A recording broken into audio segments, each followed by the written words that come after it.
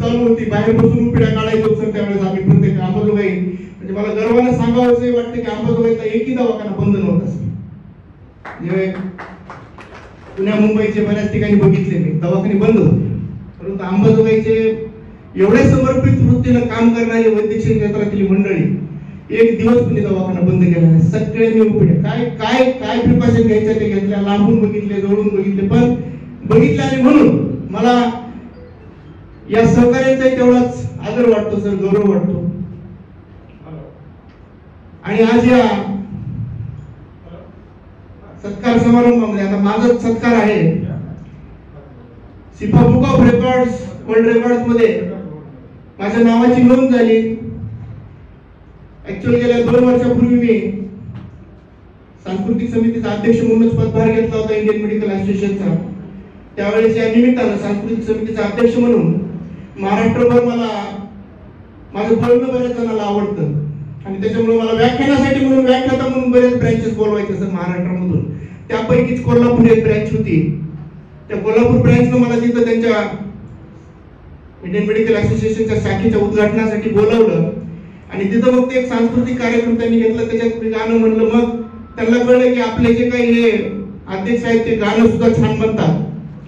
आणि मग 2 वर्षाच्या कालानंतर तिथं कोल्हापूरकरांच्या वतीनं, म्हणजे मेडिकल असोसिएशनचा काही संबंध नव्हता, तिथं कोल्हापूरकरांच्या वासियानं तिथं जे काही सगळे संगीत क्षेत्रातील प्रेमी मंडळी होते तर त्यांनी एक कार्यक्रम ठेवला. आणि त्या कार्यक्रम जगदीश खेबुडकर ज्यांची कर्मभूमी जन्मभूमी मराठी चित्रपटसृष्टीचं एक खूप मोठं नाव जगदीश खेबुडकर, त्यांच्या जन्मदिनानिमित्त म्हणजे मराठी चित्रपट सृष्टीचा इतिहास ज्या माणसाच्या नावाशिवाय पुढे जात नाही असे जगदीश खेबुडकर यांची 93वी जयंती कोल्हापूरमध्ये साजरी होत होती. जवळपास 500-600 किलोमीटर अंबाजोगाईपासून लांब असलेलं हे गाव. आणि तिथल्या संयोजकांनी मला रात्री 11ला फोन केला. डॉक्टर राजेश इंगोले आहेत का? मी म्हणलं बोलतोय. डॉक्टर राजेश इंगोले, आमची एक विनंती आहे तुम्हाला की आम्ही कोल्हापूरकर वासियांच्या वतीनं इथले आमचे जे काही भूमिपुत्र आहेत जगदीश खेबुडकर यांच्या जन्मदिनानिमित्त सलग 91 गाणी गाण्याचा आम्ही हा विश्व रेकॉर्ड इथं प्रस्थापित करण्याचा प्रयत्न करत आहोत. आणि महाराष्ट्रामधून बऱ्याच कलाकारांना आम्ही बोलवलेलं आहे. आणि डॉक्टर्स पैकी आम्ही तुमचा आवाज ऐकलेला आहे. आम्हाला तुमचं गाणं या विश्वविक्रमामध्ये असावं असं वाटतं आणि म्हणून मी तुम्हाला फोन केलेला आहे. म्हणजे सर डॉक्टरला याच्यावर आनंदाची गौरवाची गोष्ट कोणती असेल की रात्री 11 वाजता त्या संयोजन समितीचा फोन येतो मुंडे साहेब आणि ते मला म्हणतात की मला या कार्यक्रमामध्ये जनरल आता संगीत क्षेत्रातले दिग्गज मंडळी कोल्हापूरमध्ये आहेत, परंतु ते लोक मला तिथे म्हणतात की तुमचं एक गाणं आम्हाला या कार्यक्रमासाठी पाहिजे आणि तुमचं एक ऑडिओ रेकॉर्ड असलेलं गाणं आम्हाला पाठवून द्या. आणि मी ते गाणं तिथं पाठवलं. आणि योगायोगानं नीलिमा शेट्टी याच्या पार्श्वगायिका आहेत. म्हणजे माझ्या गाण्यानंतर त्यांचं गाणं पडलं आणि त्यांनी सहज माझं गाणं ऐकलं. ते मी टाकलेलं व्हिडिओ रेकॉर्डिंग. आणि मला म्हणजे त्यांनी त्या संयोजकांना म्हणलं की हे गायक कोण आहे आणि ह्या गायकाबरोबर मला ड्युएट म्हणायचं आहे. आणि माझं दुसरं गाणं त्यांनी लगेच तिथं सिलेक्ट केलं. म्हणजे मला वाटतं की डॉक्टरच्या आयुष्यामध्ये गायकाचा रोल या प्रमाणात यावा यापेक्षा गर्वाची आणि अभिमानाची गोष्ट कोणतीच नाही. आज या कार्यक्रमाला उपस्थित असलेले आमचे म्हणजे खास लातूरून आले मोहसिन भाई यायचं म्हणले होते सर, पण थोडं कम्युनिकेशन मध्ये माझा प्रॉब्लेम झाला. त्यांनी उशिरा मेसेज बघितला सर, नंतर म्हणजे डगवाले साहेब त्यांना घेऊन आले. ते लातूरचे ज्यांचं आत्ताच प्रभाकर सरांनी खूप छान पद्धतीनं विश्लेषण त्यांचं जीवन चरित्र आपल्या पुढे मांडलं की अशी माणसं जी माणसं स्वतःचं जीवन समृद्ध करतात, परंतु स्वतःचं जीवन समृद्ध होत असताना समाजाचंही जीवन कसं समृद्ध होईल याच्यासाठी प्रयत्न करतात. असं एक आगळं वेगळं आणि मोठं व्यक्तिमत्व आपल्यामध्ये बसलेले सोनूजी डगवाले साहेब, ज्यांचं मार्गदर्शन आम्हाला नेहमीच लागतं. आम्हाला काही अडचणी असल्या, आम्हाला काही प्रश्न असले की आम्ही एक बिनधास्त हक्कानं त्यांना विचारतो. असे आमचे शरीर रचना शास्त्र विभागाचे प्रमुख होते आणि आता वैद्यकीय महाविद्यालयाचे अधिष्ठाता झालेले आहेत आमचे मार्गदर्शक, ज्येष्ठ मार्गदर्शक आदरणीय अधिष्ठाता धपाटे सर, आमचे मराठी पत्रकार परिषदेचे सर्वेसर्वा. म्हणजे माणसांनी लिडरशिप क्वालिटी कशी असावी, म्हणजे माणसं शांत बसू देत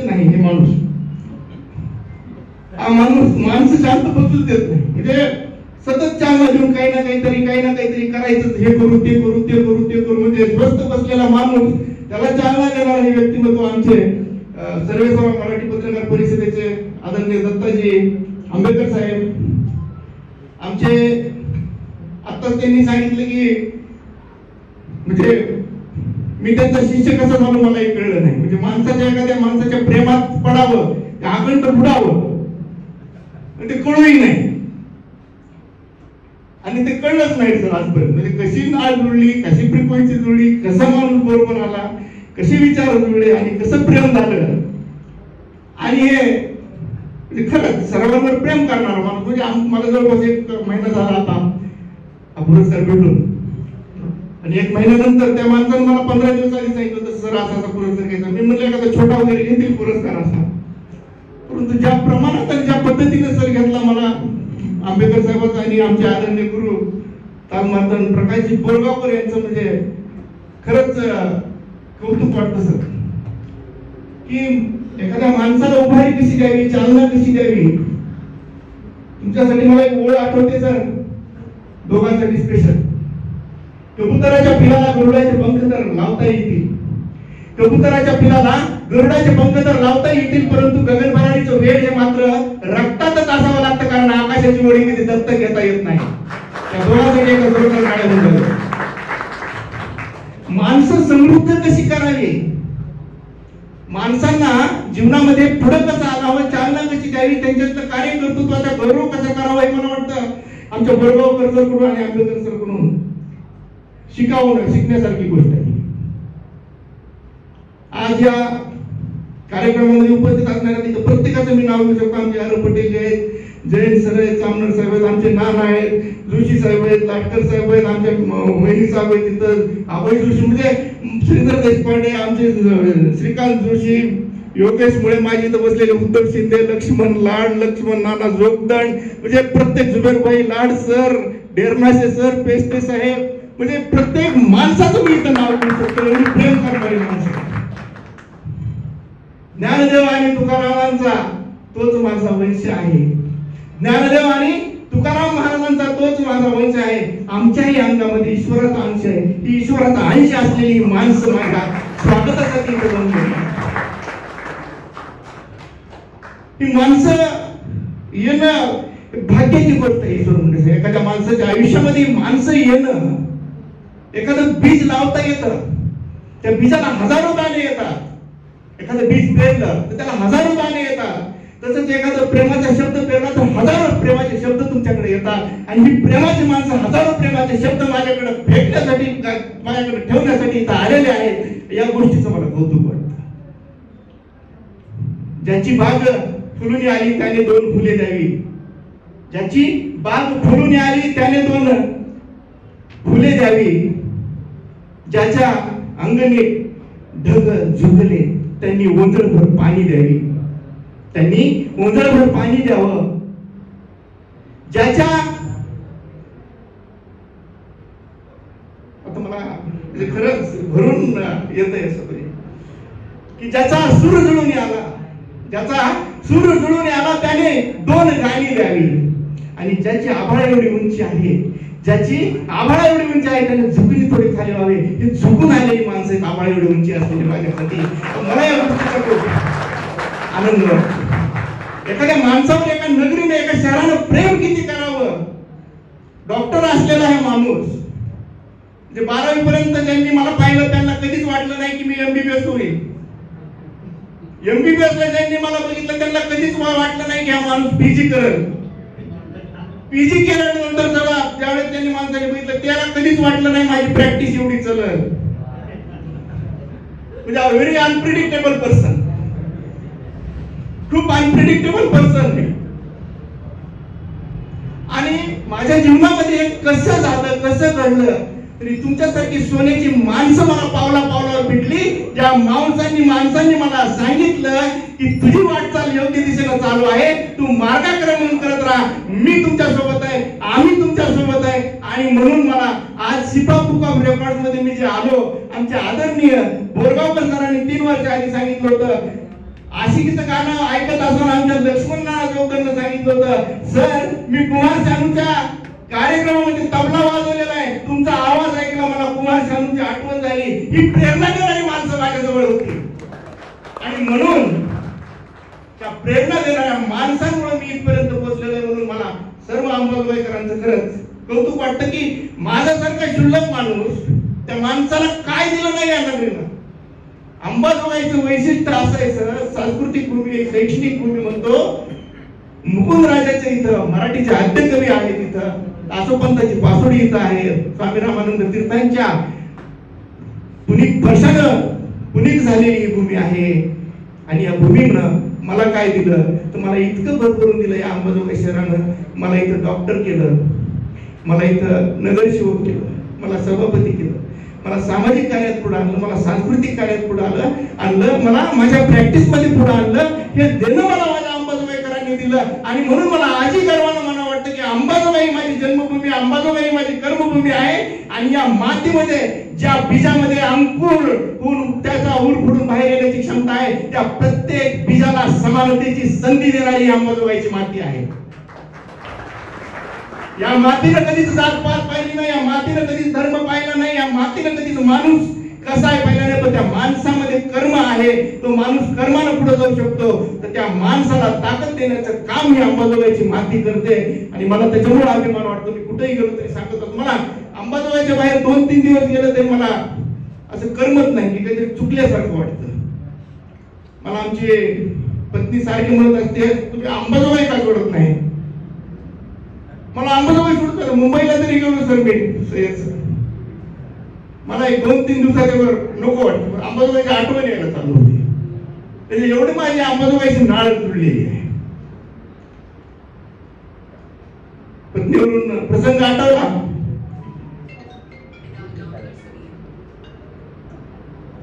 आपण ती म्हणते की तुम्ही आणलेले शिंड कुठे ठेवायचे. गेल्या वर्षी तिनं म्हणली की जे ट्रॉफी आणता तुम्ही दर महिन्याला 2-4 उचलून कुठून तरी, त्या ट्रॉफी ठेवायच्या कुठं. मग मी दवाखाना एक सेफ तिथे बनवलं, तिथं ट्रॉफी वगैरे टाकल्या. दर महिन्याला 2 महिन्याला काही ना काहीतरी भेटतच राहतं सर मला. आणि त्या ट्रॉफी तिथं लावतो. मग तिचा प्रश्न होता की घरात जागा नाही, एक तर पुन्हा साफसफाईला मला ताण होतो, त्याच्या ट्रॉफी तुमच्या पुसून ठेवाव्या लागतात. त्याच्यापेक्षा तुम्ही काय करा, तिकडे तुमची जी व्यवस्था आहे दवाखान्यामध्ये त्या ट्रॉफी सगळ्या तिकडेच नेऊन ठेवा. आता माझ्याच्यानं काही होत नाही. म्हणजे एक विनोदाचा विषय सोडला तर बोरगावकर सर आज या सत्काराला उत्तर देत असताना मला म्हणजे खरंच असं आज भरून आलं काय की काय नाही की माणसावर ही प्रेम करणारी एवढी माणसं आहेत ना माझ्याजवळ. हे माझं धन आहे सर. प्रॅक्टिस बिक्टिस हे पैसा काय येत राहील जात राहील सर प्रॅक्टिसचं, परंतु एक माणूस म्हणून हे माणुसकीचं नातं जे माझं जुळलं, मला वाटतं की हे माझ्यासाठी खूप मोठी गोष्ट आहे. कारण या माणसांनी माझं जीवन समृद्ध केलेलं आहे, या माणसांनी माझं जीवन सुखकर केलेलं आहे, या माणसांनी माझ्या जीवनामध्ये समृद्धता आणलेली आहे. आणि तुमचे आभार मानणार नाही, तुमच्या आभार न मानता मी तुमच्या ऋणातच व्यक्त राहून माझ्या आयुष्याच्या शेवटच्या क्षणापर्यंत मी तुमच्या बरोबर साथ देईल तुमची, आणि तुम्ही मला साथ देता मला खात्री आहे. या सत्काराला एवढंच उत्तर देतो सर. झुकतो उठो तो ऐसा उठो, उठो तो ऐसा उठो कि सब दुनिया को नाज हो. उठो तो ऐसा उठो कि सब दुनिया को नाज हो, और झुको तो ऐसा झुको कि सादगी को भी नाज हो. ही सादगी आणि सिंपलपणा आहे तो कायम माझ्या हृदयामध्ये ठेवणार आहे. मी कायम हसकर असतो, हसता असतो. मला सगळे जण आमचे रेड्डी सर तर फार म्हणत असतात सारखं हसतो, पण काय तुझं राज काय आहे. आमचे माझे मित्र चंदू चव्हाणजी आले, बालासाहेब लोमटे असतात, ते म्हणतात सर तुमच्या बरोबर दिवसातले 15 मिनिट तरी घालवावे लागतात, म्हणजे माणसाला कसलाच आजार होणार नाही.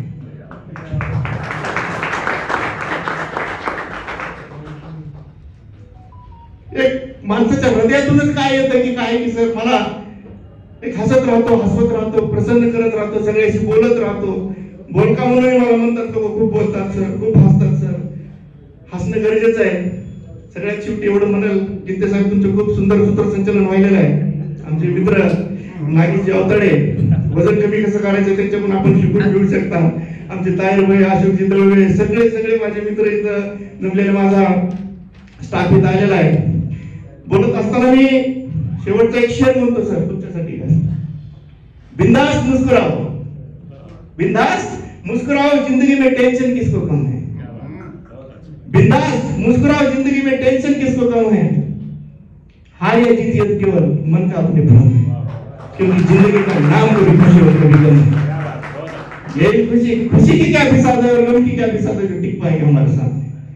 बदलत राहील, प्रत्येक दिवस वेगळा आहे, प्रत्येक दिवस बदलत राहील, परंतु आपण हसत राहायचं, आलेली परिस्थिती स्वीकारत राहायची, या परिस्थितीवर मात करण्याचं सामर्थ्य आपल्यामध्ये आणायचं आणि पुढे पुढे जात राहायचं. काय भेटल, शिफावर रेकॉर्ड भेटल नाही भेटल माहित नाही, परंतु तुम्हाला ज्या गोष्टीमध्ये आनंद वाटेल ती गोष्ट करण्याचा प्रयत्न करायचा. माझ्या या वाटचालीमध्ये माझ्या आई वडिलांचा, माझे इथं मातृतुल्य असलेल्या आमच्या मावशी सुरेखाजी खंडाळे इथं आहेत, म्हणजे आणि माझा सगळ्यात महत्वाचं की माझा स्टाफ आहे दिवसभर बिझी असतो सर. म्हणजे सकाळी 9 9:30 पासून माझ्या बरोबर जे बसलेले असतात ते संध्याकाळी 7 7:30 वाजले तरी ते माझ्या बरोबर काम करत असतात.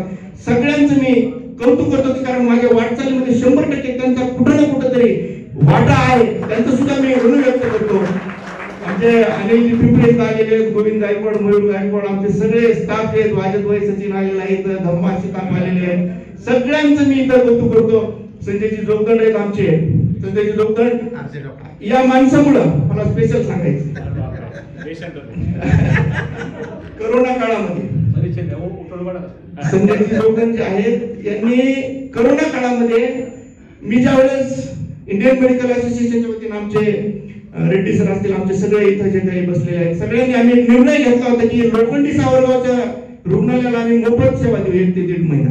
त्यावेळेस त्या काळामध्ये ज्यावेळेस तुम्ही सेवा द्यायला तयार होतो, आणि त्या निर्णयाला सगळ्या सहकार्यांनी माझ्या तेवढ्याच ताकदीनं साथ देऊन तिथं ती एक मोफत सेवा देण्याचा तिथं प्रयत्न केला. आम्ही समाजाची बांधिलकी, सामाजिक बांधिलकी म्हणून कुठेही कमी पडत नाही, पडणार नाही त्या पाठी सर. आमच्याकडे जेवढं होईल तेवढं आम्ही करत राहतो. आता 20 रुपये फीस म्हणतात आमच्याकडे, तर रोज म्हणजे माझ्या 80-90च्या ओपीडी मध्ये 10 पेशंट असे असतात ज्याच्याकडे पैसेच नसतात, पण तेवढ्याच हक्कानं माझ्याकडे येतात की सर पैसे नाही, काय करत नाही सरला सांगू आपण. आणि प्रत्येक डॉक्टरची सर बांधिलकी, म्हणजे आमच्याकडे असं कुठे जास्त पैशासाठी कोणी जास्त आडवाडवी करत नाही. आहे दिले ठीक आहे, नाही दिले आम्ही सोडून दिलो होतो, काय असं नाही. तर ही सामाजिक बांधिलकी आम्ही कायम पाडू. या सत्काराच्या निमित्तानं खूप मोठी जबाबदारी माझ्यावर आलेली, प्रत्येक पुरस्काराला एक वेगळी जबाबदारी माझ्यावर येते. आमचे आदरणीय मित्र दीपकजी पाटील इथं उपस्थित आहेत, व्हेरी स्वीट मॅन. सगळ्यांचं मी म्हणजे खरंच इथं आभार मानतो सर, की मला आणि विशेष म्हणजे बोरगावकर सर तुमचे आणि दत्ताजी आंबेडकर सर यांचे आभार मानतो की त्यांनी माझा हा एवढा मोठा कार्यक्रम इथं ठेवला, सगळ्यांना इथं बोलवलं. सगळ्या म्हणजे खरंच मला आज काय माझ्या भावना व्यक्त कराव्या हे कळत नाही, परंतु तुमचे मी आभार व्यक्त करतो. आमचे बाळासाहेब कुलकर्णी म्हणजे कोणत्याही कार्यक्रमामध्ये म्हणजे अशी माणसं आहेत, हे माणसं समाजाला जपत आहेत, समृद्ध करतात. कसलाही कार्यक्रम होतो तो माणूस आपला देतो, कुणा 1 रुपयाचं कुणाचं काही देणं नाही, पण तरी सुद्धा तो कार्यरत असतो सर. ही माणसं आपल्याला जपायचे, तळहाताच्या फोडासारखी जपायचे. हे जपण्याचं काम बोरगावकर सर, आंबेडकर सर हे करतायत, या गोष्टीचा मला गौरव आहे. मला इथं बोलवलं, मला माझा इथं मान सन्मान केला, त्याबद्दल मी सर्वांचं मनपूर्वक आभार मानतो आणि माझे 2 शब्द संपूर्ण. जय हिंद, जय महाराष्ट्र, जय अमर.